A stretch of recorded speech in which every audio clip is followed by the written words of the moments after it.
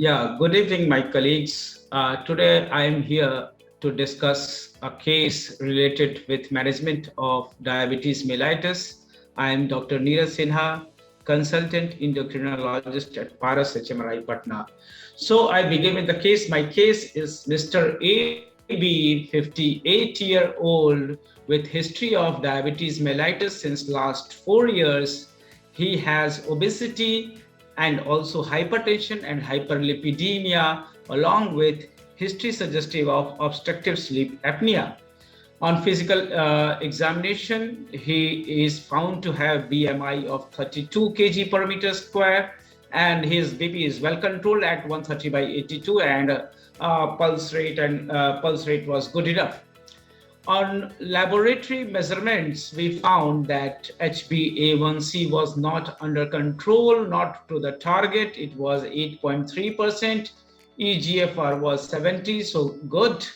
LDL was less than 75, it was 69.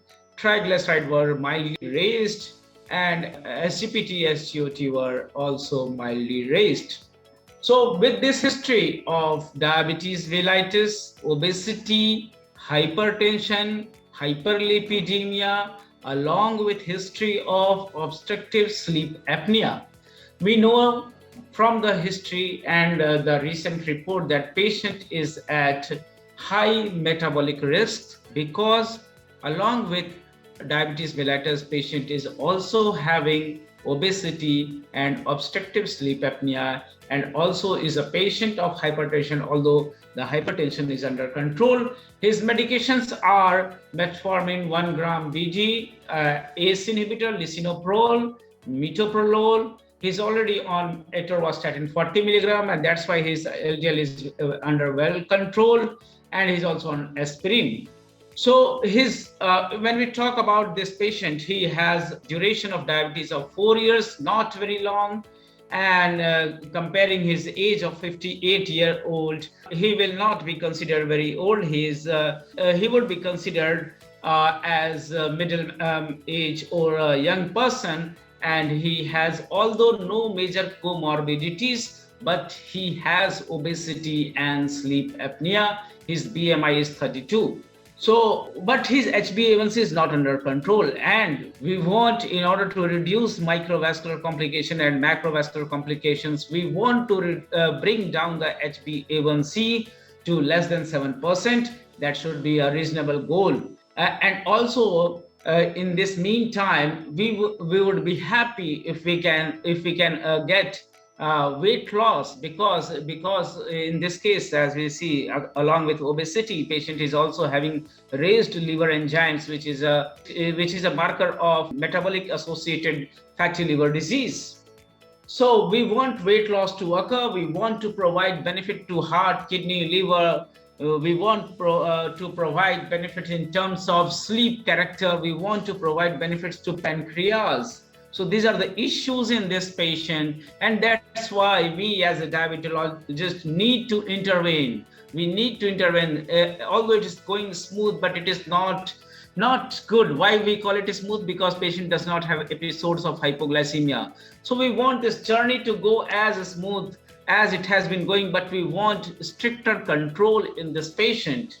So he is willing to start another medications, as we have discussed, and therefore, but what are his fear? He has busy lifestyle. He fears he can forget taking the medications, and also he has heard that diabetes medication can cause hypoglycemia, during which a patient can get unconscious. So he wants to avoid hypoglycemia, and so would not be preferring such medications which can cause hypoglycemia. And also he would be happy if his weight can be brought down, because that would lead to multiple benefits.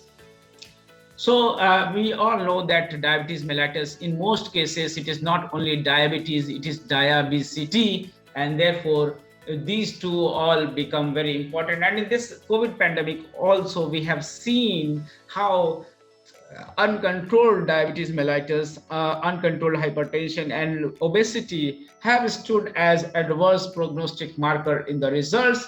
And also in long term, these are always going to bring adversity associated with the complications of diabetes mellitus. So we want to introduce some medicines to him for control of hyperglycemia, and also we want some extra glycemic benefit from our anti-diabetic medications. So ADA recommends in appropriately high risk individual. Why we call it high risk? Because patient high risk related with cardiac event. Why we call it high risk? Because patient is suffering from obesity, patient is having hypertension, although under control, but he is having sleep apnea.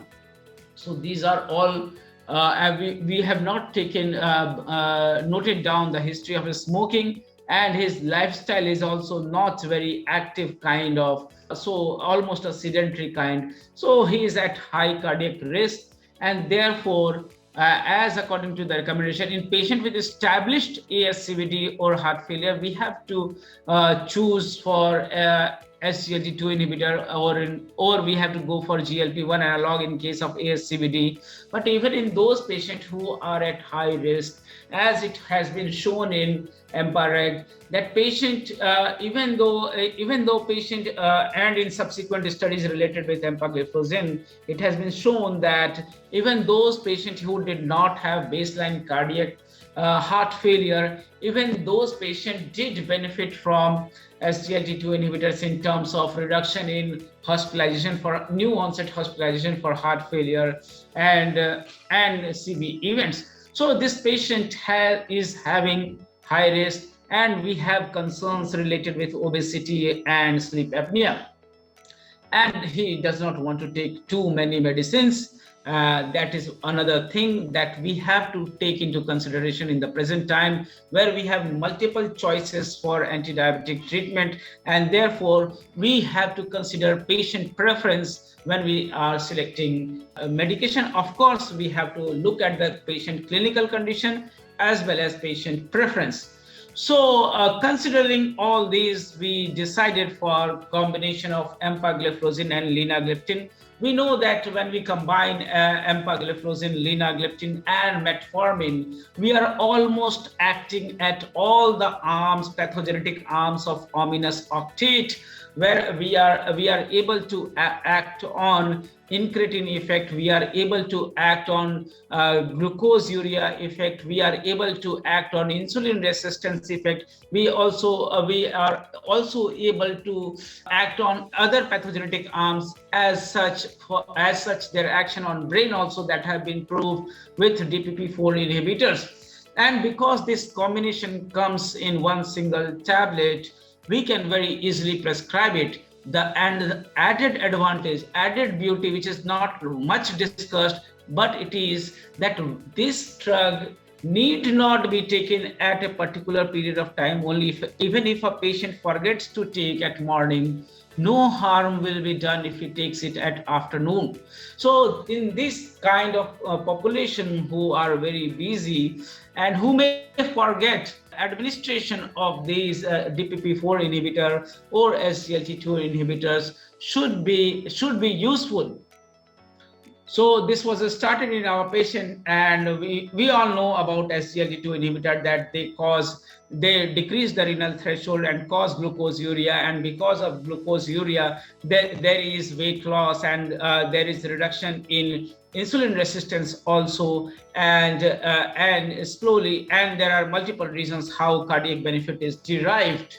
And DPP4 inhibitors, they are very easily tolerated, and therefore because Indians lack incretin effect, so they are useful in most of our Indian population, because it restores the incretin and because incretin action, and because the release of insulin by DPP4 inhibitors is physiological, it is released in relation to glucose present in the intestine. This is against the release of insulin by sulfonylureas, where the action is glucose independent, and therefore it becomes unphysiological. So DPP-4 inhibitors restores the physiology of gut, and therefore we find smooth coverage of glycemic control, and patient does not suffer from hyperglycemia and hypoglycemia because DPP-4 inhibitor release insulin only in the presence of food in the gut, and because SGLT2 inhibitor action is insulin independent, so these are not causing hypoglycemia, and therefore they are very useful in such kind of patient. And empiric, we found that there was huge evidence of benefit superiority of this class of agent with regard to heart failure, with regard to halting the progression of albuminuria or halting the deterioration of EGFR, and also empagliflozin as against other SGLT2 inhibitor was found to also benefit patient with CAD, and also independently it was found to have mortality benefit. This stands against other SGLT2 inhibitors which have been found to reduce, which have been found to be uniformly useful in terms of heart failure and renal benefits. But there are some points that are unique with empareg and empagliflozin. So this was added to our patient, and a few times, 3 months to 6 months time, there was a gradual weight loss, and also it did lead to improvement in the episodes of obstructive sleep apnea, and also gradually there were decline in SGPT, SGOT level, because we know all these things, fatty liver disease, obstructive sleep apnea, or obesity, all are associated with extra fat depositions, and as weight loss occurs, there is gradual reduction in fat from visceral as well as mainly from visceral fat, and therefore we get most of the benefits. And as physicians, we are not only to treat glycemic status, we are to treat overall metabolic derangements. And it has been also seen, the reason of which has not been found, that combining DPP-4 inhibitor along with SGLT2 inhibitors have been also found to reduce the incidences of genital mycotic infection. Exact cause is not found, not known. So they have postulated that because of DPP-4 inhibition, there are lesser episodes of genital mycotic, genital tract infection. But having said that, because by addition of these two agents, we are able to act on most of the pathogenetic arms of diabetes mellitus, we derive maximum benefit at the added advantage of weight loss, along with the benefits to heart, kidney, liver, and therefore it helps us to gain the legacy effect. And we know that in order to gain the legacy effect, we have to be aggressive from the very start of diabetes mellitus. We cannot go on to be step by step waiting and losing precious time in achieving glycemic status. If we can, and this is possible, if we can achieve it without any added disadvantage of hypoglycemia. So the benefit of addition of empalina with metformin would be that we are acting on multiple pathogenic arms, we are able to achieve glycemic control early, and therefore we are able to provide benefits to all organ system. And as a person, the person with diabetes mellitus gains, and this is what our aim is. Our aim is to provide as normal a life to a person living with diabetes mellitus as any other person. And with this, I think we have discussed this topic. The nutshell of this topic is, the motto of this discussion is that we have to be aggressive, and we have to also think that our patient must benefit, and therefore because these drugs do not have major adverse events, they are mainly minor, we can very well introduce them in appropriate patient, and only by this because these are newer revolution in the management of diabetes mellitus. We should provide the benefits of these newer revolutions to our patients. Thank you.